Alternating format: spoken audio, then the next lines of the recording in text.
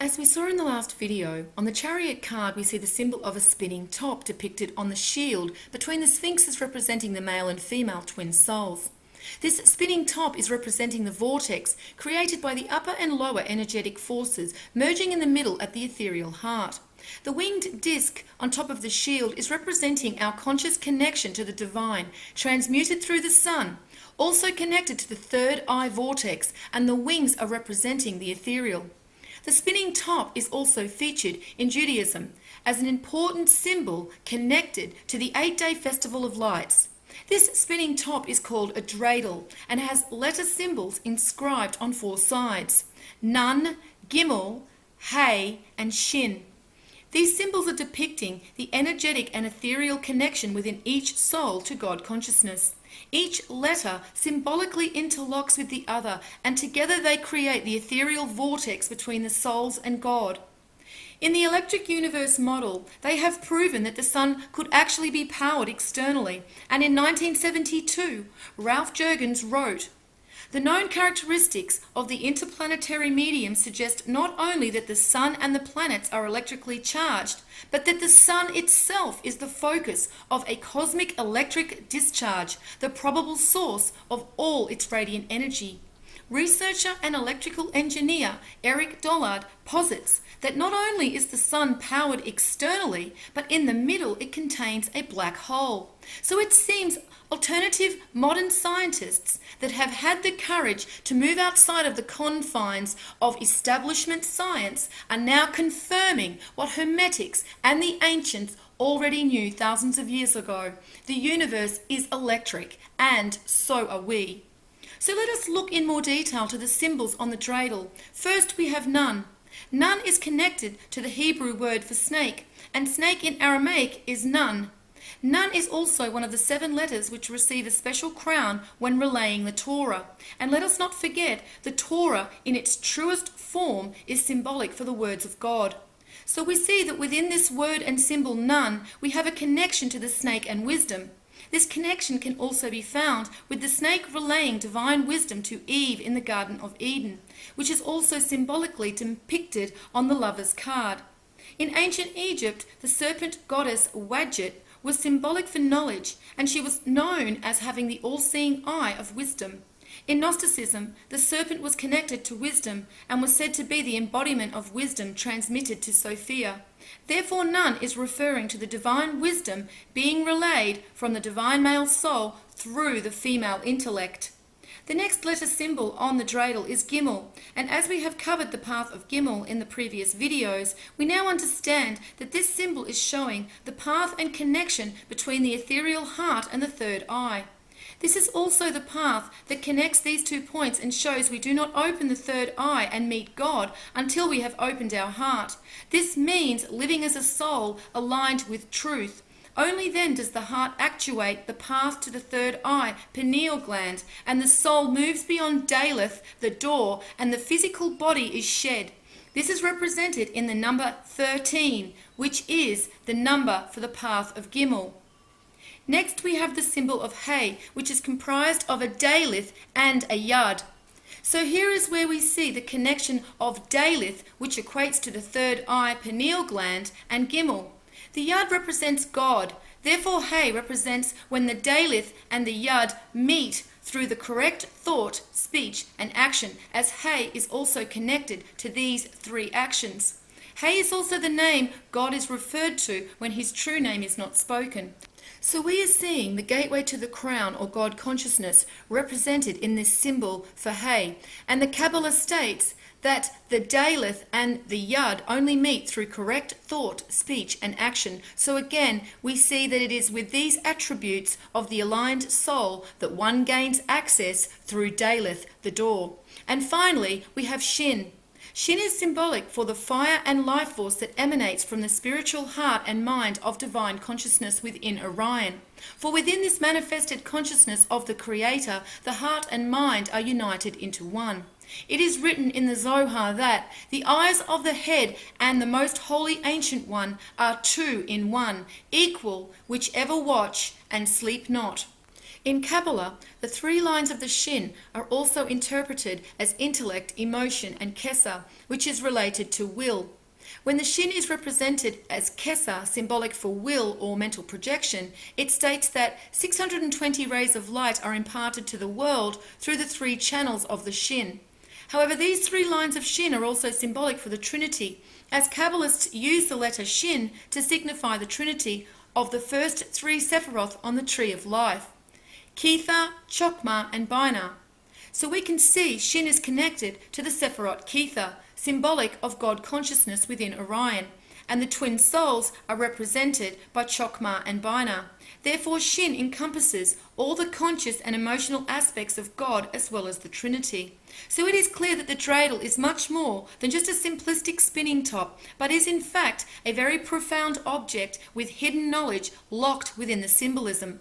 The dreidel and the spinning top on the shield are referring to the connection between the heart and consciousness of our souls and the heart and consciousness of the divine. It is also symbolic for the ethereal, energetic, and emotional processes involved in this connection, for it is through correct thought, speech, and action that we reach our full potential and divinity. The chariot driver, like the angel on the Lover's card, and also the Hierophant and the Justice card, are all symbolic of the intermediate consciousness between the soul and the divine. Each aspect of this intermediate consciousness has a different role and process in the evolution and ascent of the soul back to God consciousness. The chariot aspect to the third consciousness is one of the divine force that guides the twin souls upon their destined path. We see upon his belt that there are 5 notches. This is symbolic for the covenant the soul has with the divine, as we saw the number 5 Hierophant card represented. The castles in the background are symbolic for the kingdom of heaven, and we see they are positioned behind the curtain that depicts the ethereal plane where the Creator resides. The keys to the kingdom of heaven are bestowed through knowledge. This knowledge is the understanding of the truth about ourselves, and in doing so we unlock the shackles that bind us to the material plane. Those who seek and discover this truth will know this kingdom. For as this ancient Egyptian proverb tells us, the kingdom of heaven is within you, and whoever shall know thyself shall find it. The chariot driver displays a square on his chest at the heart under a 6-pointed star. The square is symbolic of the root chakra, and within the symbolism for the root chakra, which is also known as the Muladhara, there is a square. And when we add the sides of the square and the triangle within it together, we get the number 7. As mentioned previously, the root chakra is connected to the number 7 on the ancient Egyptian number key and represents the first gate back to God consciousness. The 6-pointed star above the square is representing the hexagram, and as discussed previously is symbolic of the consciousness of the Creator manifest into matter. There are 2 crescents on the driver's shoulders. These are also symbolic for the ethereal realm, as the moon is the ruler of the ethereal, just as the sun rules the physical plane. Within each of the crescents there is a face in profile, one dark and the other light. This is symbolic of the ethereal forces of energy in the polarity of positive and negative. This polarity of energetic forces is also symbolized within the pillars Joachim and Boaz on the High Priestess card. The light and dark faces are also relating to the male and female twin soul and line up with a corresponding sphinx. Upon the head of the chariot driver is a crown with an 8-pointed star, symbolic of the immortal soul and also a connection to God's source at the third eye. If we include the 5 spikes upon his crown, this gives us the number 13. And now we have another connection to the number 13 and the crown chakra. The curtain behind the chariot driver is symbolic of the veil between the physical and ethereal planes. But unlike the single curtain on the High Priestess and Justice card, there is another set of curtains symbolizing the different levels within the ethereal plane. As we have discussed in previous videos, there exists an ethereal plane and physical plane which our souls move between throughout our incarnations. However, there are many layers within this ethereal plane, and each plane becomes more refined as the ascent through these planes nears God consciousness. In Kabbalah, these different levels are called Ein, the vacuum of pure spirit, Ein Sof, the limitless and boundless, and Ein Sof, or the limitless light.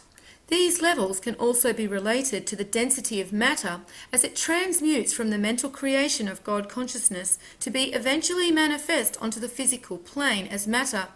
On the Kabbalah tree of life, the ethereal body equating to the chariot card is symbolized in the tetrahedron, encompassing the Trinity at the bottom of the tree. Christians refer to this tetrahedron symbol as the shield of the Trinity, and it can be found throughout their religious art symbolism. On the Kabbalah tree of life, this bottom tetrahedron is relating to each twin soul that is manifest from Kether as the Trinity and is now in an ascent back up through the 7 gates to God consciousness to be crowned at Kether. The Kabbalah tetrahedron is also a number 7, for if we add all the parts in the Sephirot together, we get 34. 3 and 4 equate to 7. We can also see that all the parts of the soul as the Trinity are represented in each of the Sephirot on the tetrahedron. Sephirot number 8, Hod, represents the male and is directly connected to the Sephirot Gevurah. Hod is ruled by Mercury, the Roman god of wisdom, messages, communication, and prophecy. He was also a guide for souls to the underworld, so we see a connection to the ethereal here too. Mercury is also directly related to Hermes, and they are both symbolically depicted with winged heels and the caduceus. The number 7 Sephirot, Netzach, is directly connected to the Sephirot Chesed and related to the female twin soul. This Sephirot is ruled by Venus, the goddess who encompassed all the feminine attributes of love, beauty, sex, and fertility. In Greek mythology, she was known as Aphrodite, who was also connected to the dove and pomegranate. It was said Aphrodite, the goddess of love, was seduced by Hermes with the help of Zeus. So in mythology, we see the connection between the ruling planets of these two Sephirot representing the twin souls, and Zeus representing Orion and God consciousness. The bottom Sephirot is number 10, Malkuth, and is ruled by the Sun Cross. It is said Malkuth encompasses the divine source present in both heaven and earth. Unlike the other 9 Sephirot, Malkuth is an attribute of God which does not emanate from God directly, rather it emanates from God's creation, when that creation reflects and expresses God's glory from within itself. This is speaking of the divine light carried within the souls. When relating this Sephirot to the Christian shield of the Trinity, it is known as the Spiritus Sanctus, or in other words, the Holy Spirit. In the middle of Hod, Netzach, and Malkuth is number 9, Yesod, symbolic for the Divine Trinity. In Christian Kabbalah, they say Yesod is the translating of spiritual concepts into actions that unite us with God. Yesod is also ruled by the moon, for the moon represents the ethereal and the creation forces of the female. On the shield of the Trinity, Christians refer to this part of the shield as the third person of the Holy Trinity, for it is connected to the Holy Spirit and is said to be responsible for the powers of communication and being the symbol of human to God union. The Holy Spirit is responsible for enacting the contact with Abraham and God, and in Christian Kabbalah, Yesod is known as the symbol for the covenant between Abraham and God and their pact.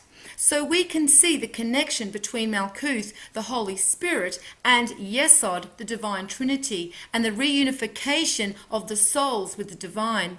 The path of Tau connects the infinite cycle of the 10 to the divine number of 9. Tau is like the Ankh and is symbolic for our connection to the divine that we each have within us. It is the undefinable spark that illuminates the divinity within us when the light of Orion returns. This illumination of the Christ within us is also symbolized by Jesus being crucified on the path of Tau in this first attested version of the shield of the Trinity. Psalms 82:5 says, "They know not, neither will they understand.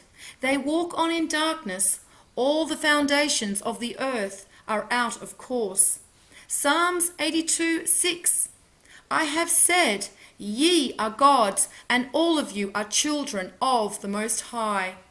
The next video, we will look at the twin souls' illumination and descent back to God consciousness.